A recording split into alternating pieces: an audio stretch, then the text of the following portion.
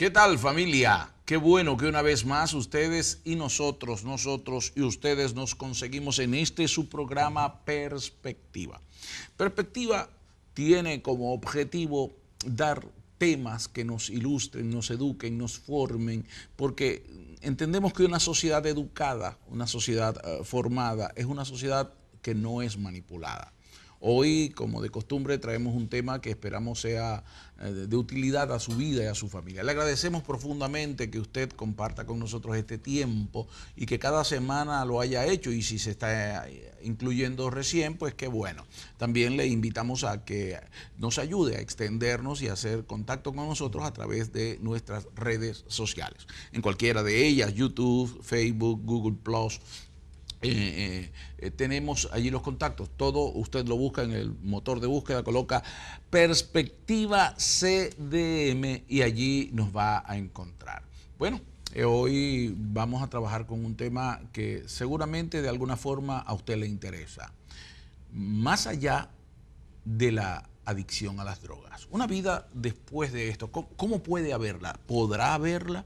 ¿Será que la adicción a la droga es un proceso irrecuperable? ¿Será que un adicto no puede salir de allí? Vamos a trabajar con esto como tema central, pero hay una serie de subtemas que van a surgir a partir de allí. Así que le invito a estar constantemente con nosotros durante los próximos minutos para que junto a nuestro invitado de hoy, el pastor Ángel Rivera, quien es un consejero en adicción, licenciado, y le damos la bienvenida a nuestro programa. Muchas gracias. Pastor, un placer. Un placer. Claro. Qué bueno que pueda usted compartir con nosotros hoy, así que no sé si quiere hablarnos un poquito del trasfondo de Ángel Rivera, porque nuestra audiencia pueda entender lo que implica el proceso de un individuo que trabaja hoy en día a tiempo completo, porque usted dirige el hogar Eliezer aquí en Puerto Rico, un hogar de restauración, un hogar que trabaja con personas bajo los efectos de la adicción y cuyo objetivo es una restauración integral. Pero háblenos de eso, cuántos años y el proceso de cómo usted llegó hasta allí. Está muy bien. Vamos a hablar un poquito del trasfondo de mi condición, porque yo fui un adicto a las sustancias, a diferentes tipos de sustancias psicoactivas, desde heroína, cocaína y otras más. Estuve por espacio de 10 años en esa vida, la cual pues me llevó a vivir unas condiciones teniendo una buena familia, infrahumanas en la calle. Entiendo que posteriormente, a través de los años, traté con diferentes métodos para ver si podía salir de ese problema de adicción, los cuales no tuve éxito. Y la última alternativa que utilicé fue ir a un programa con base de fe. En aquel entonces, estamos hablando algunos años atrás, y fuimos a ese programa, pasamos por las diferentes etapas y el proceso de recuperación del mismo, que ese programa en ese entonces solamente iba dirigido sí a la transformación del individuo con problemas de uso de sustancias, pero desde la perspectiva nada más de la espiritualidad. Allí estuvimos un año interno, posteriormente salimos del programa, trabajamos algunos 12 años con la comunidad, con Centro de Estudios en Adicción, DESCA en aquel entonces, trabajando con las personas que salieron de donde mismo, ¿verdad? Que la misma problemática que yo tenía. Y posteriormente comenzamos dentro de la congregación donde me encontraba, en la Iglesia Evangelio de Amor en la calle Comerío, en Bayamón. Nos dedicábamos a salir a las calles a rescatar a los adictos. Pero ¿qué sucedía? Encontrábamos un proceso burocrático cuando llegábamos a estos programas donde a causa de eso era bien difícil ingresar una persona. Deteniéndonos ahí un momento, cuando usted habla de un programa con base de fe y un programa que no tiene base de fe, ¿cuál es la diferencia? Okay. El programa con base de fe es el programa que va a desarrollar en el hombre que tiene ese problema de adicción la seguridad, la convicción, el fundamento y la base para que entonces se pueda recuperar en ese aspecto, porque sí, se puede recuperar y sí uno se puede mantener libre de sustancias. O sea que podemos hablar de que hay un proceso que si alguien se dispone a trabajar con él, sí hay posibilidad de recuperación, sí hay una vida después de la adicción. Sí, yo soy testigo de eso, soy testimonio de eso. Digo, ya llevamos, cuando ingresé al programa de recuperación de problemas de adicción, yo tenía 26 años, ahora tengo 51. Bueno, el hecho es que tenemos una serie de conceptos que deberíamos analizar, porque una pregunta que hago, ¿todo tipo de droga funciona de la misma manera en el cuerpo del individuo? ¿Causa los mismos efectos? No, no. El problema de la adicción a la sustancia, a la droga, lo que sucede es lo siguiente, es una enfermedad crónica del cerebro. También dentro de las otras definiciones, es un desorden de personalidad. La utilización de la sustancia, de la droga, solamente es un síntoma. Hay que trabajar con el desorden de personalidad para entonces poder tener un balance y entonces la persona pueda tener lo que se llama en las etapas de cambio un mantenimiento, mantenerse limpio de sustancias. Podríamos decir que cada adicto o adicta, porque esto no es un asunto solo masculino, cada persona bajo adicción o en una adicción a drogas puede ser distinta sus razones y condiciones. Sí, pueden ser distintas. Los trasfondos son completamente diferentes. Se debe trabajar desde la perspectiva de un plan individualizado. Hay cosas que se pueden trabajar en una comunidad terapéutica con base de fe, a nivel grupal, con temas generales, pero en algún momento hay que ver a esa persona a nivel individual para ver el trasfondo y qué fue lo que lo marcó, o traumas, o qué fue lo que realmente le llevó a esa condición. Muchas veces pensamos que la adicción, hoy en día sobre todo, es una enfermedad. Y cuando se usa el término enfermedad, se usa de una manera tan restringida que mucha gente llega incluso a pensar que la persona no pudo hacer nada para llegar a estar enfermo de la adicción a esa droga. Entendemos que sí hay una enfermedad, ¿verdad? Una enfermedad una vez que se hace adicto. Pero antes de la adicción no había una enfermedad, ni hubo un vector que le contagió. No, lo que hubo fue un desorden de personalidad. Interesante plantear esto porque cuando hablamos de un desorden de personalidad, estamos hablando no de que una persona sea retrasada o que tenga alguna incapacidad para ser inteligente. Sencillamente estamos hablando más que de la inteligencia cognitiva.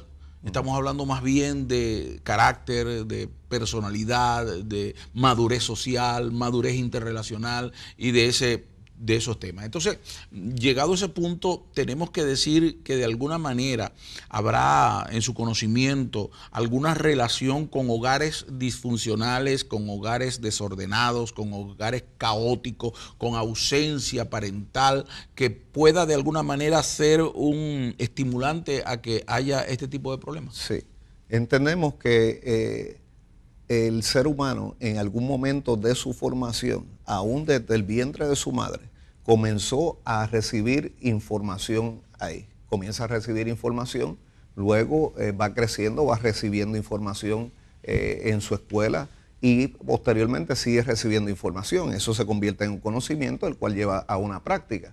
Pero ¿qué sucede en base a ese conocimiento? Que tal vez la persona que le dio formación, que yo llamo que le ha dado deformación, le dio esa deformación y tal vez utilizó algunas palabras, algunos tipos de comportamientos, algunos modelajes que llevaron a esta persona a comportarse de una manera parecida a la que la persona le estaba dando formación. Mucha gente no se da cuenta que una persona adicta tiene básicamente un área de su personalidad que no ha sido madurada, que no ha crecido. Por eso llamamos un desorden de personalidad, porque no ha crecido. Entonces, uno de los grandes problemas hoy en día es la carencia de herramientas para enfrentar las dificultades de la vida. Así que muchas personas pueden llegar a las drogas debido a una mala relación. Se puede llegar a una presión de grupo, se puede llegar por diferentes formas. Pero una vez que consigue el paliativo, consigue que ese escondrijo, ese lugar le puede permitir escapar de su realidad. Lo constituye entonces en una cueva donde le gusta ir a estar escondidas por tiempos hasta que llega un momento que casi vive allí. Sí, no sé si la metáfora le parece entiendo, a usted adecuada. Entiendo, sí, entiendo. Se convierte en su manera de vivir y entonces entran en un confort donde son aceptados, se sienten bien, son las personas que socializan con ellos, que están en esa misma línea de pensamiento, y entonces se le hace difícil salir a un entorno social. Se convierte entonces en un comportamiento antisocial para poder mantener ese uso y abuso de sustancias. O sea, si pusiéramos una lista, diríamos aquellos vectores o aquellos elementos facilitadores de que alguien caiga en la adicción, los mencionaríamos entonces y lo podríamos agrupar. En primer momento diríamos que es la falta de una formación de un carácter sólido que le permita enfrentar las diferentes situaciones en la vida. En segundo lugar, un ambiente saludable donde no haya contaminantes que le estimulen a ir. Y en tercer lugar, de alguna manera tener alguna forma de disuasión, ¿verdad? Que le puedan hacer entender, que tenga valores, que tenga unos principios establecidos, que sean suficientemente fuertes como servir como anticuerpos morales, anticuerpos mentales, anticuerpos sociales, que le permitan entonces no caer en esas prácticas que cada día se convierten en común. ¿Estaría de acuerdo usted con eso? Sí, seguro que sí. Pasan a ser más crónicas. Y aquí hay algo bien interesante y importante, bien importante. Es que muchas veces se trata con la persona que tiene el problema del uso de sustancias, de la adicción. Pero ¿qué sucede? No se trata con el resto de la familia. O sea, al no trabajar con el resto de la familia, porque tal vez las familias están sentidos, cansados, heridos, porque tienen ese hijo o hija con ese problema de adicción, entonces se alejan y no se integran al proceso de recuperación, porque entonces la familia debe ser parte de la solución al proceso del individuo en la recuperación. Muchas personas piensan que debido a que ellos no dieron ejemplos de adicciones o que sus prácticas no eran delictuales, por así decirlo, porque a veces vemos esto solamente como una faceta de delincuencia, ¿no? Y si hay alguna delincuencia, la primera es contra el diseñador eterno y contra uno mismo. Sí. Es el primer delito que hay. Pero hablando de esto, pienso que algunas personas no se dan cuenta que la sobreprotección es tan mala muchas veces como la negligencia, como el abandono que se pueda tener para un hijo. ¿Qué opinas de eso?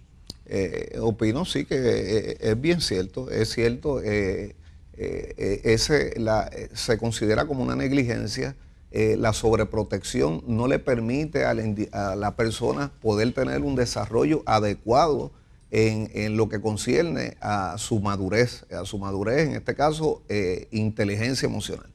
Hablando de la inteligencia emocional, que cada día cobra mayor relevancia en lo que es los profesionales de la conducta, hablando de esto, no tiene nada que ver la inteligencia emocional con la inteligencia intelectual. O sea, exacto. Una persona puede ser sumamente inteligente y estar atrapada en la droga. Y ser adicto, sí, los hay. Nosotros hemos tenido en el centro personas, ingenieros, abogados, gente que tiene sumamente intelectual, pero con problemas de adicción. Hay una cosa que ha sucedido muy a menudo, y me lo conseguí en el lugar Eliezer, esa realidad que ustedes trabajan, es que hay adictos, ¿verdad? Y alcohólicos. Parece que hacemos un discrimen en esto. Vemos que el alcohólico no es un adicto, o pensamos que el adicto no es igual que un alcohólico. ¿Cuál es la diferencia y cuáles son las similitudes? Ok, ambos se consideran adictos. En mi opinión personal, ambos siguen siendo adictos. Lo que sucede, pues, que el sistema, con el asunto de la utilización del alcohol, pues hay unos intereses particulares donde sabemos todos que, al igual que el que es adicto a la nicotina, esa cajetilla dice no lo utilices, te va a llevar a la muerte, y con todo y eso la utiliza. Pero hay unos intereses detrás de todo eso. Por supuesto. Bueno, el tema creo que nos da para mucho hoy, así que usted no se aparte de nuestra sintonía. Recuerde estar en contacto con nosotros a través de los diferentes medios. Escríbanos, déjenos saber su opinión, díganos que está viendo este programa. Corríjanos, estimúlenos, díganos algo, porque es importante para nosotros saber de ustedes, así como ustedes saben de nosotros. Vamos a la pausa y cuando regresemos seguimos con el tema de hoy. ¿Hay vida después de una adicción?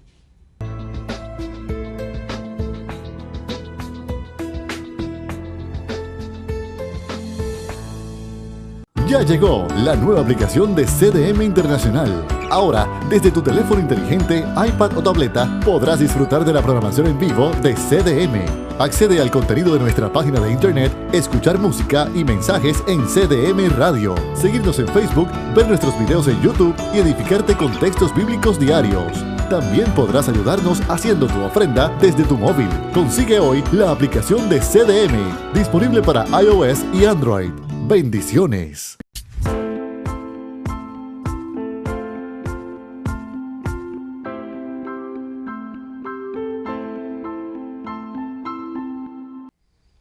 Bien, regresamos aquí a su programa Perspectiva. Le agradezco que continúe con nosotros y si se va incluyendo, pues entonces permanezca y haga de este programa un programa al que usted tiene una cita cada semana por este mismo canal.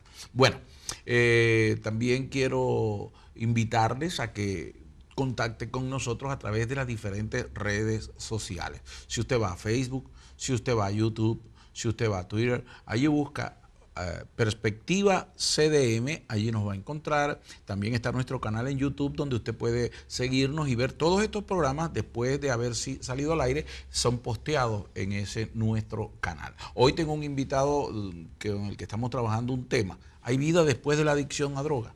¿Será posible eso? Nuestro invitado es el pastor Ángel Rivera, quien es consejero en adicción con licencia para este trabajo, director del programa de rehabilitación Eliezer en Puerto Rico, y nos ha venido conversando sobre ya en el primer segmento de algunas cosas.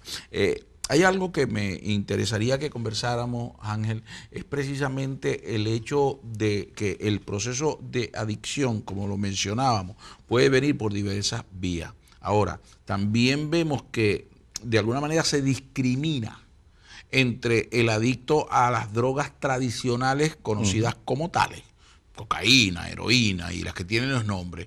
La marihuana, que es una droga que causa estimulación, te lo dicen los científicos, pero que cada día le están tratando de sacralizarla de alguna manera, de hacerla más benévola y más buena y todo lo demás. Bien, en el otro proceso entonces nos encontramos que hay gente que está adicta a drogas legales. Exacto. Que se ha hecho adicta y que se ha convertido en un mercado negro. Pregunto yo, ¿cuántos de nuestros adictos, digo nuestros porque forman parte de nuestra sociedad y con los que tú trabajas a diario, forman parte de ese grupo que sustituyó una droga por otra? Bueno, yo me atrevería a decir que el 90% del adicto que está en procesos de recuperación en algún momento dejó de utilizar tal vez otro tipo de sustancias, ¿verdad?, prohibidas, pero comenzó a utilizar sustancias también, drogas recetadas. Incluso he escuchado que hay medicamentos para animales que pertenecen más a la farmacología veterinaria que la utilizan. Exacto. Como un medio de estimulación. Sí, eso ahora mismo en los programas de recuperación, de rehabilitación, es un gran reto. Es un gran reto porque el participante cuando llega y está en lo que se llama la inducción, ese comienzo de su tratamiento, resulta que le hacemos una entrevista y el 100% de ellos dicen que están utilizando heroína. Pero ¿qué sucede? Le puedo realizar una prueba de dopaje y resulta que en la prueba de dopaje no me da positivo heroína. Entonces, eso significa que entonces él piensa que le están vendiendo heroína, pero no es heroína. Entonces, ahora lo que se está utilizando mayormente es lo que se llama la anestesia de caballo. Wow. Un medicamento utilizado para un animal tan grande, con tanto peso, superior a las dimensiones de un ser humano, pues me imagino que deben ser mucho más dañinas.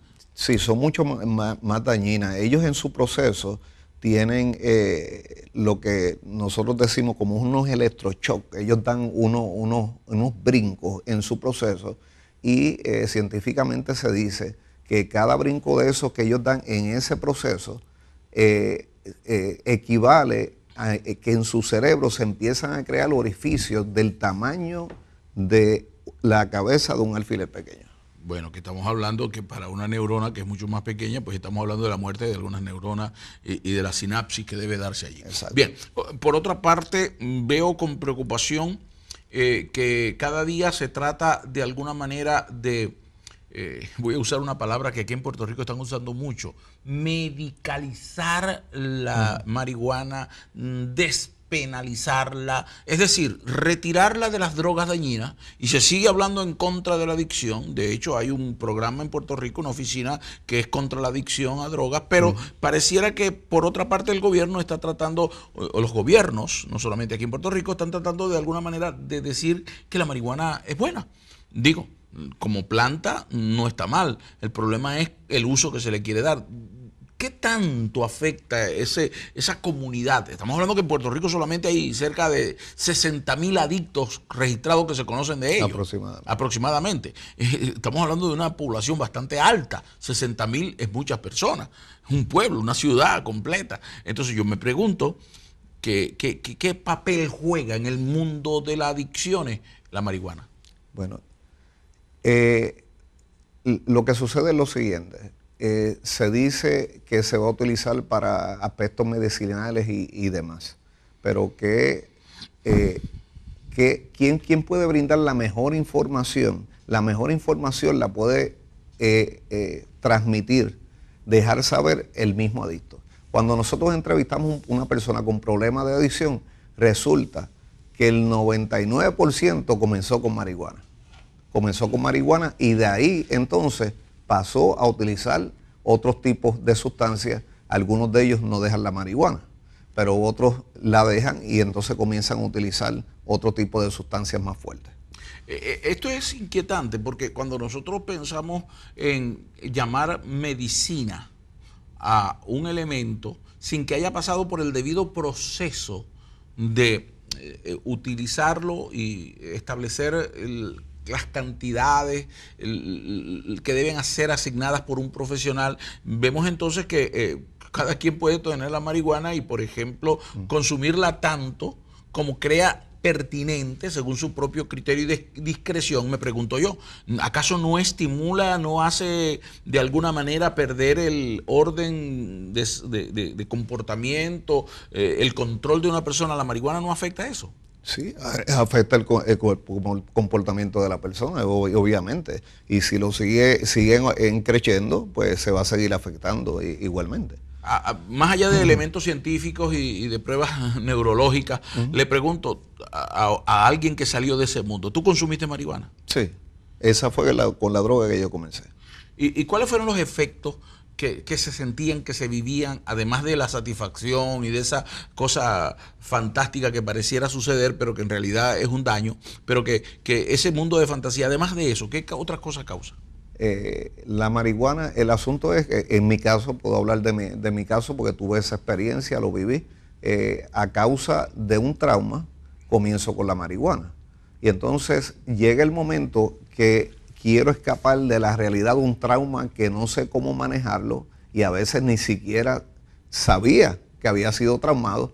Y entonces comienzo con la marihuana y entonces como no he bregado con ese desorden de personalidad, con ese trauma, entonces trato de escapar huyendo porque por lo general el adicto tiene actitud de miedo. Miedos. Estamos hablando entonces que una sociedad que ha crecido bajo tantos temores, que los padres no han estado cuando debieran, que no hay el suficiente apego emocional porque las madres se fueron temprano a la calle, porque el niño creció en un grupo donde habían otros tantos niños y no había un cuidado específico para él los primeros días de su vida. Se crea todo ese proceso. Los miedos que es un tema muy común entre los profesionales de la conducta. Entonces estamos hablando que la falta de seguridad es uno de los también estimulantes de la adicción. Exacto, la falta de seguridad. Esa es una de las razones principales y por qué podemos estar seguros de lo que estamos hablando aquí en el día de hoy, es porque el adicto tiene miedo a recibir, a pasar el proceso de esos síntomas de retirada. Además que eso es un miedo. Además de tener que enfrentar su realidad. Que enfrentar su realidad. Porque entonces la droga le hace escapar de ella. Exacto, entonces se convierte en un doble problema. O sea, la cura es más mala que la enfermedad. Y entonces si esa persona puede limpiarse, y eso acláramelo, solamente lo planteo como una tesis, que significa entonces que si yo puedo superar la adicción química, ¿puedo mantener entonces una adicción psicológica aún? Seguro, sí. Es que la recuperación no se mide, la recuperación de una persona que ha tenido problemas de adicción no se mide por abstinencia, porque entonces tiene abstinencia, pero entonces sigue teniendo el desorden de personalidad. En ese sentido, Alcohólicos Anónimos plantea un principio de que el alcohólico sigue siendo alcohólico y para mantenerse limpio tiene que estar consciente de su debilidad en ese sentido. Pregunto yo, el adicto tiene que estar consciente de que ya fue débil en esa área y que además de fortalecer debe mantenerse alejado de lo que implique todo este tipo de cosas, porque si vamos caminando a salir fuera de ese mundo, primero estamos hablando de las condiciones que generan, de las situaciones que generan. Ahora, para ir saliendo de ello, una de las cosas que tengo que entender, que yo, por ejemplo, tú puedes decir, yo fui un adicto y tengo tantos años limpio, pero mantienes conciencia de que tuviste esa debilidad. Sí. Mantengo conciencia que tuve esa debilidad y entonces hay algo que es bien importante después de los procesos de recuperación cuando una persona sale de un programa de rehabilitación, y es el siguiente: la persona debe mantenerse en un seguimiento y tener mentores tanto en el área del cuerpo, el alma, porque el alma no habla, que son las emociones, y obviamente en el área espiritual. En otras palabras, pregunto yo, Ángel, el hecho es que no podemos atender al individuo solo como si esto fuera un problema biológico, como si fuera solo un problema psicológico o como si fuera un problema meramente espiritual. Tenemos que verlo como un ser integral. Exacto, no debemos polarizar. Entonces ese es el gran inconveniente que tenemos en nuestra isla. El gran inconveniente es que la gran mayoría la manera de pensar de la mayoría de los programas es que entienden que tienen la última Coca-Cola del desierto.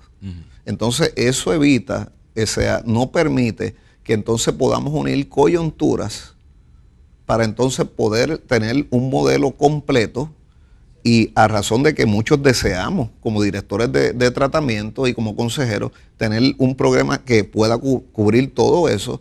Pero el sistema, el gobierno, lamentablemente no provee, al contrario, está recortando fondos a estas instituciones. Sí, estamos hablando de un problema de lo que sería política pública, que es una política pública de doble standing, que se encuentra muchas veces confrontada con ella misma, porque por un lado quieren luchar contra la droga y por el otro lado la están estimulando. Tenemos países que no solamente se han convertido en propiciadores y facilitadores del consumo de droga, sino que también están produciéndola y mercadeándola, ¿no? Sí, en esa misma línea, esto es una pregunta que yo me he hecho en estos días. ¿Qué va a suceder si ya esto está sucediendo? Porque ya están mirando los terrenos, ya están mirando las tierras, ya han comenzado a hacer los estudios y va a ir, hay un pueblo que ya identificaron para comenzar eso. Entonces, ¿cómo se va a trabajar en el aspecto de cómo van a reaccionar los carteles? Sí, que son los productores en grandes escalas de la droga. Es un problema complejo, no quiero entrar allí porque eso nos llevaría a otro programa, pero sin duda alguna tenemos que analizar el proceso de restauración. Ese proceso de recuperación. Y para entender ese proceso de recuperación tenemos que entender al ser humano y al entorno que le rodea. Pero se está trabajando adecuadamente, a pesar de que, por ejemplo, en Puerto Rico no sé cuántos hogares en este momento puede haber, el número que puede haber, no tengo la estadística exacta, pero tú debes tener más fresca que yo. Pero me pregunto yo, ¿se estará trabajando exactamente como hace falta? ¿Se estará invirtiendo, estará siendo costo efectivo lo que estamos haciendo, o generalmente lo que hacemos es caer en una centrífuga donde mantenemos a una persona abstemia, ¿verdad?, del consumo de droga por un tiempo, lo sacamos de la calle, luego se vuelve a ir y vuelve a caer y vuelve a caer en el ciclo. ¿Cómo ves eso?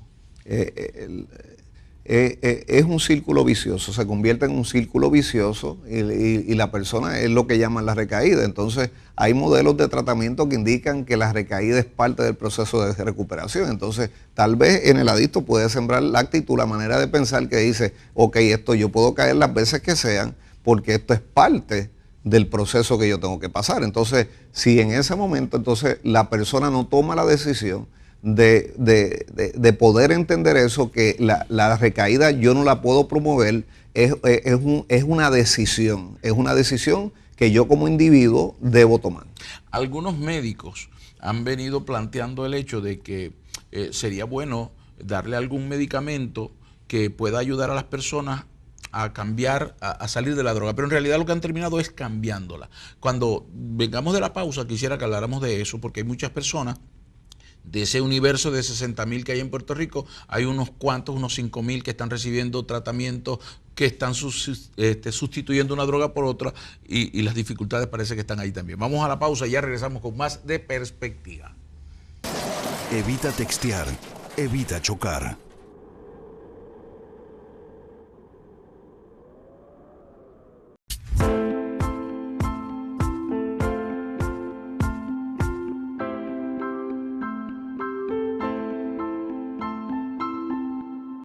Bien, qué bueno que todavía usted permanece en nuestra sintonía, así podemos conversar y llegar a la conclusión del tema con el que hoy estamos trabajando. ¿Será posible tener una vida después de la adicción? ¿Podremos ser libres totalmente de esto? Estas realidades son las que estamos conversando hoy con nuestro invitado, el pastor Ángel Rivera, quien es un consejero en adicción y es director del programa de restauración Eliezer. Dejamos en la pausa, Ángel, una pregunta, porque algunos modelos, y no son todos los médicos ni son todos los modelos, plantean que para ayudar a la recuperación de un individuo vamos a darle un medicamento, pero este medicamento no es para curarlo de la adicción, sino para que pueda superar el no consumir ese elemento del que está adicto. Pero sucede que entonces, como también genera cierta estimulación y también es droga, solo que es legal, por ejemplo la metadona, que es uno de los programas más utilizados, y la gente se hace adicta a la metadona. Y entonces, según digo yo, desde mi forma empírica, en la conversación que he tenido con algunos de ellos, me dicen, pastor, es mucho más difícil salir de la metadona que salir de la cocaína. Exacto. ¿Cuál es tu experiencia en ese sentido? ¿Cómo ve un profesional, alguien que trabaja todos los días con este tipo de realidades? ¿Cómo las está viendo? Yo entiendo que en el aspecto de la metadona lo que ha sucedido es que no se ha seguido el manual y las reglas establecidas que el mismo sistema ha establecido para utilizar la metadona, porque está supuesto y debe ser administrada con un modelo de reducción de dosis, no que la persona se quede ahí toda una vida.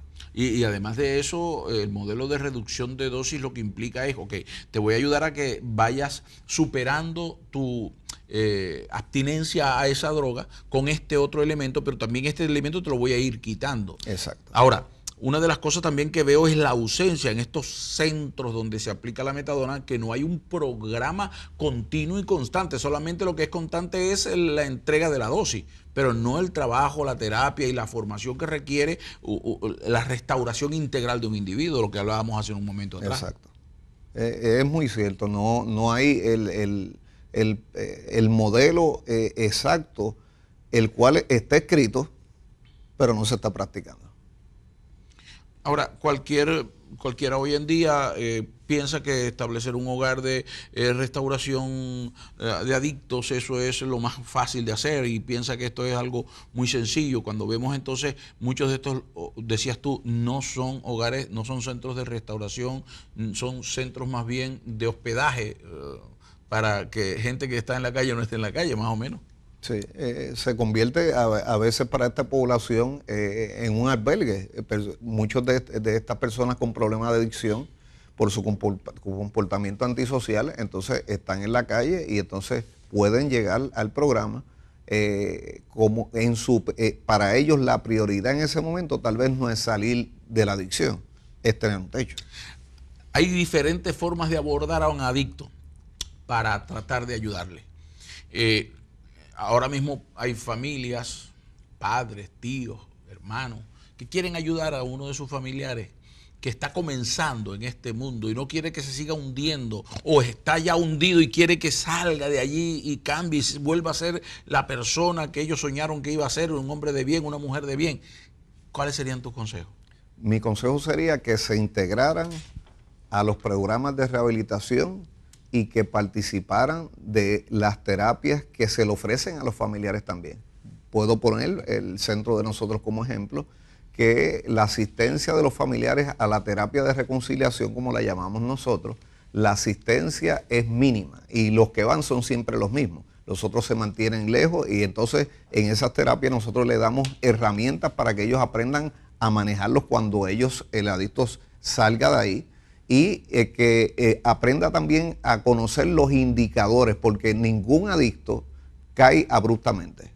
Adicto. Es decir, no se es adicto de la noche a la mañana. Exacto. En el aspecto de la recaída, después de haber estado limpio, abstemio de sustancias, no cae abruptamente. Hay unos indicadores, hay unas señales que hay. Estamos siendo un poco eclécticos por razones del tiempo, ¿verdad? Y darle un esquema, un bosquejo amplio nos tomaría mucho más, pero voy a tomar un ejemplo sacado del montón. Y tenemos a un joven que empieza es muy amado por sus padres, supuestamente, ¿verdad? El amor es mucho y lo han cuidado a tanto que lo han sobreprotegido. Y este muchacho empieza a consumir, empieza a gastar grandes cantidades de dinero y empieza a robar, a hacer cosas, y empiezan los problemas que ya tú conoces que suceden. ¿Qué puede hacer un padre que nunca se ha encontrado con eso? Una madre que tiene esa situación, porque ella está en una lucha. Ella dice, si lo denuncio y lo mandan preso, me siento una mala madre. Lo quiero llevar a un hogar y él no quiere. ¿Qué puedo hacer?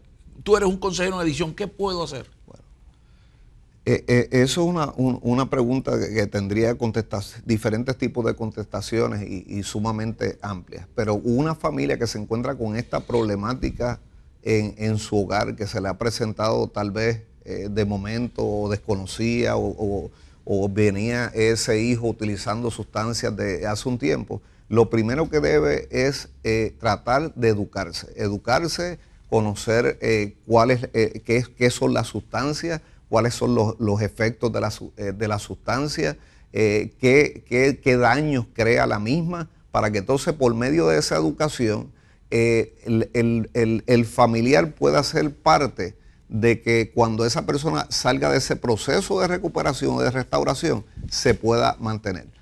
Mi consejo como consejero en adicción es que se eduquen. O sea, la primera fase sería educarse. Me estoy educando, me estoy informando.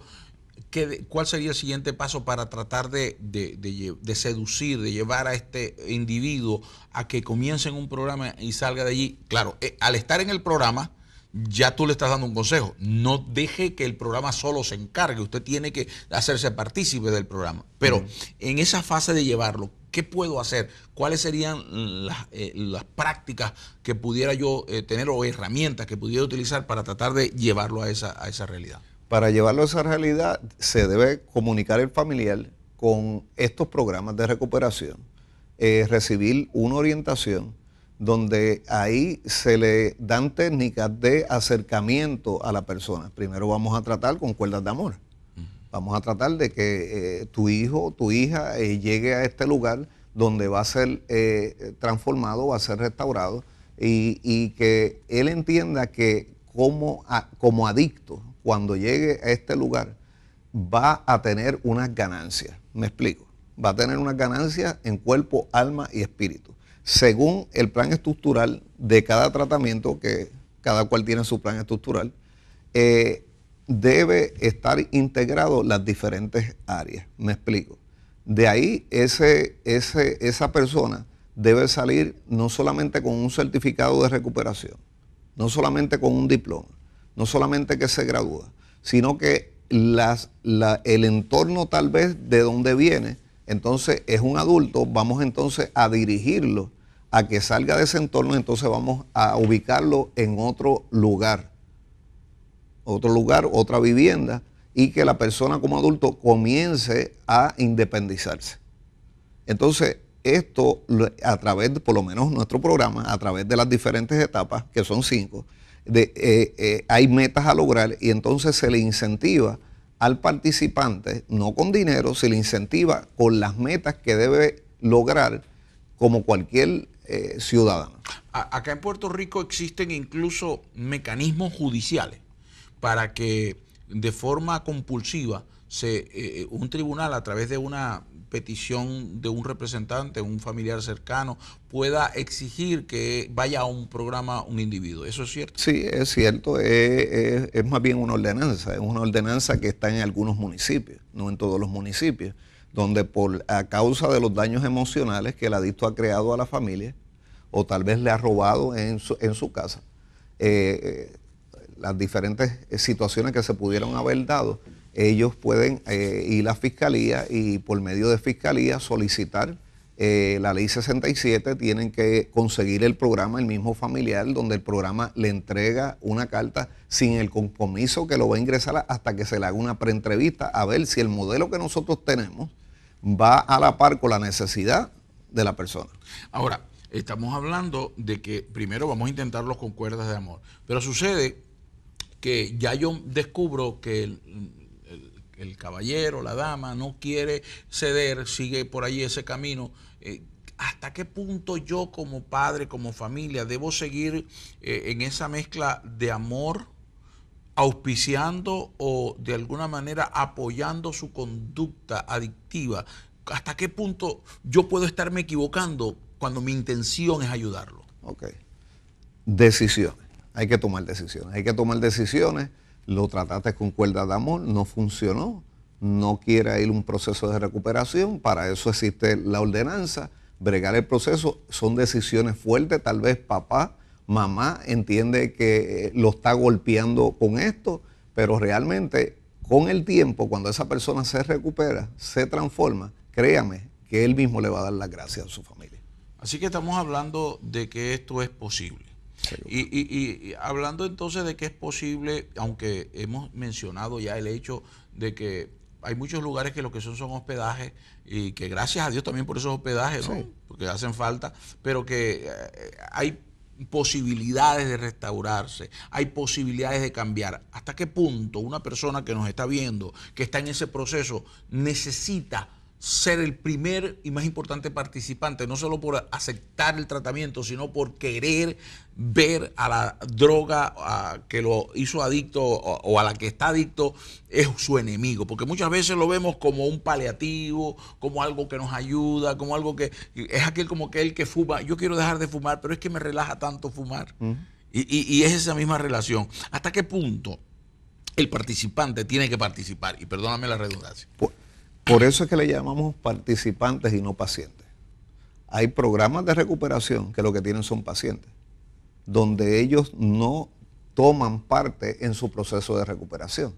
Entonces nosotros le llamamos participantes porque hay una parte que le corresponde a ellos y hay una parte que nos corresponde a nosotros como equipo terapéutico. Tú haces tu parte y nosotros hacemos nuestra parte, porque entonces si no, lo que se crea es una codependencia, que de ahí es que estamos tratando que él salga. Hablando de codependencia, muchas veces este término la gente no entiende que una cosa es la dependencia y otra cosa es la codependencia.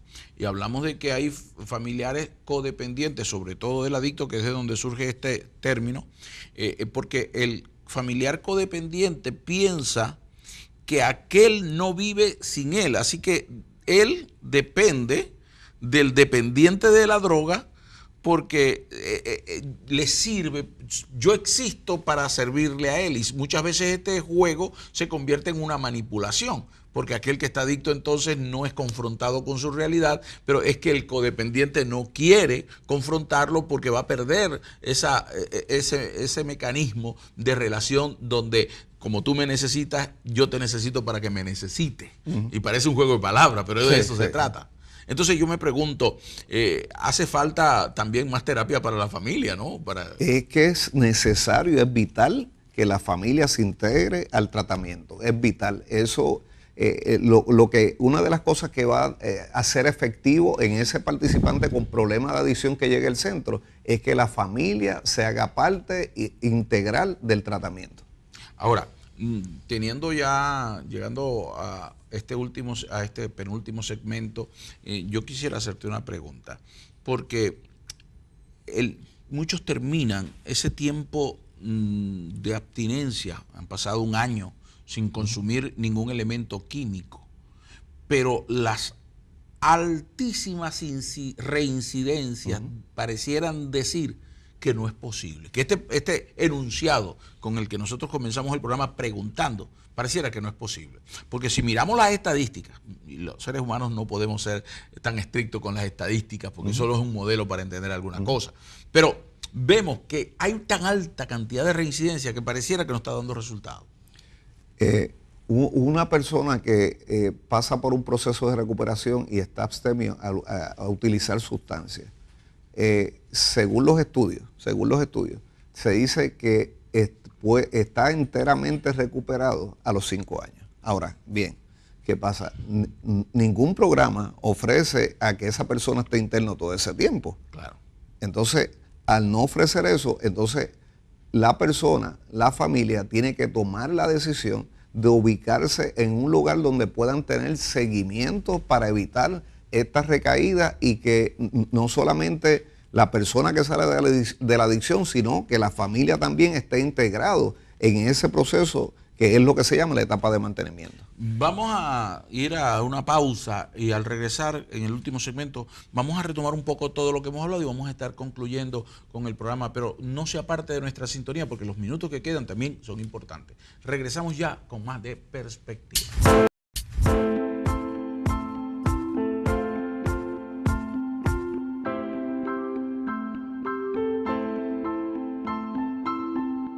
Bien, ya en este último segmento les agradecemos que haya estado este tiempo con nosotros.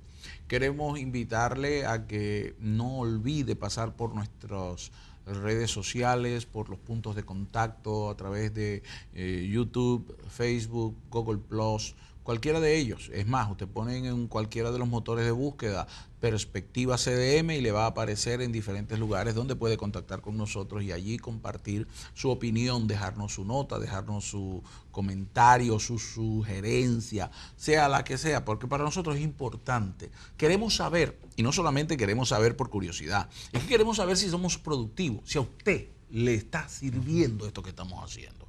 Porque la idea no es aparecer, usted me ve a mí, yo no soy artista, no tengo pinta de galán, así que por favor díganos si lo que estamos haciendo es lo adecuado, queremos saberlo. Muchas gracias. Bueno, seguimos con el tema. El tema de hoy para mí es importante. Creo que una sociedad donde es tan alta la incidencia de adicciones y sobre todo las adicciones a las drogas o a sustancias estimulantes, para ampliar más el rango, es necesario evaluar las realidades, porque de tanto haberlo nos estamos acostumbrando. Hoy hemos tenido con nosotros a el pastor Ángel Rivera, que es director de un programa de rehabilitación y al mismo tiempo es consejero en adicción. Ángel, el hecho es que pareciera que la sociedad, el mundo en el que vivimos, se ha acostumbrado, incluso yo veo en las películas y en televisión, cómo el consumo de drogas se ve lo más normal y eso va adecuando psicológicamente a la sociedad a que debe aceptar la adicción como un elemento cotidiano de la vida diaria. ¿Qué piensas de ese elemento que no lo hemos añadido en toda la discusión, pero que lo podemos traer un momentito aquí en esta parte? Como dato particular, yo entiendo que tienen que ver mucho los medios de comunicación. Los medios de comunicación porque la base mayormente de un adicto por su trauma es que tuvo miedo, sigue sintiendo miedo, no quiere romper una dependencia de uso de sustancias por miedo. Entonces, ¿qué sucede? Nosotros vamos a ver las noticias, las noticias, nos sentamos ahí al frente y de 30 minutos de noticias solamente le dan tal vez de 2 a 3 minutos a algo social que ha sido un logro, que ha sido algo positivo. desde que comienza ese noticiero son cosas negativas, negativas, negativas. Y entonces lo que está transmitiendo obviamente es un pánico, un temor, un miedo y una crisis que tal vez no exactamente está sucediendo como la están tratando de transmitir. Además de que vemos cómo los noticieros, porque estamos hablando del entretenimiento, pero los noticieros, el caso reciente de este narcotraficante mexicano, conocido como el Chapo Guzmán, este señor, se ha convertido en un asunto, un boom comercial, vendiendo t-shirts, suéteres, franelas, haciendo tantas cosas, gente queriendo imitar. Lo mismo sucedió en Colombia con Pablo Escobar. Y las noticias presentan todo este glamour con el que estos hombres viven y la generalidad, y vemos cómo jovencitas están envueltas en este mundo. Digo yo, no es magnificar entonces la droga de alguna manera, verla como un productor de dinero, como un productor de fama, como un productor de algunas cosas, y no mencionar la catástrofe y el dolor que causa en una sociedad, el daño que está causando la adicción y que es posible la recuperación. Porque yo creo que el objetivo de todo este programa es decir que sí es posible. Sí es posible. Yo entiendo que se resalta, como usted bien menciona, lo negativo, las metas que ha logrado ese narcotraficante, lo que ha podido obtener, pero nunca se resalta el daño que ha hecho. Entonces, ¿qué sucede? El ser humano, el joven en su formación, está buscando un modelo. Mira, fíjate esto lo que yo pienso. Todo el centimetraje que ha tenido, hablar de este individuo, de lo negativo y lo dañino que es, y yo no sé cuántos programas han hecho contigo, ¿verdad? Que estuviste en el fondo, dicen en Puerto Rico, en la cuneta, estuviste allá en la zanja, estuviste en la cañada, estuviste metido allá en el fondo, en el lodazal, de ahí has salido, hoy te has convertido en tan útil a la sociedad que estás resarciendo no solamente el daño que pudiste haber hecho a tu familia y a tu sociedad, sino que estás rehabilitando a otros. Eres director de un programa por 16 años ya, ese programa generando gente, y yo no sé cuál será la tasa de recuperación que tenga, pero que ahí están las evidencias. Entonces yo me pregunto, ¿no están invertidos los valores cuando resaltamos los negativos de una sociedad, pero no resaltamos lo positivo? Sí, están invertidos. Están invertidos los valores y se nota claramente, y la mayoría de estos programas que se están dando, de estas novelas, de estas noticias, lo quieren proyectar, lo proyectan de una manera negativa. Entonces ahí están invirtiendo los valores. Entonces personas que están inseguros todavía, que no han entendido quiénes son, su identidad realmente, pues entonces ellos buscando tal vez el glamour y el ser poderoso, sentir, empiezan entonces a fundamentar su estima en cosas que realmente no es de donde la deben fundamentar. Bueno, Ángel, si quieren contactarte en Puerto Rico o fuera de Puerto Rico, ¿dónde pueden conseguirte? Ok, nos pueden llamar al 939-257-0300, al 939-257-0300. Nosotros ubicamos en la carretera 174, kilómetro 12.8, en el barrio Guaraguaba Arriba, en Bayamón. ¿Alguna página, algún correo electrónico, algún lugar donde contactarte a través de las redes? Rivera Ángel 2009 @hotmail.com. ¿No tienes una página donde te ponemos en Facebook? ¿No tienes nada de eso, el hogar? No. Bien, de todas maneras pueden contactarse conmigo o a través de este programa, y seguramente le vamos a hacer contacto con el pastor Ángel Rivera, quien hoy nos ha acompañado. Debo decirle que sí es posible salir de la droga. Es posible salir de ese mundo. Aquí tenemos un ejemplo, hay muchos ejemplos más. Le damos las gracias por haber sintonizado. Recuerde contactar con nosotros y será hasta la próxima semana, cuando una vez más ustedes y nosotros nos encontramos aquí en Perspectiva. Dios le bendiga.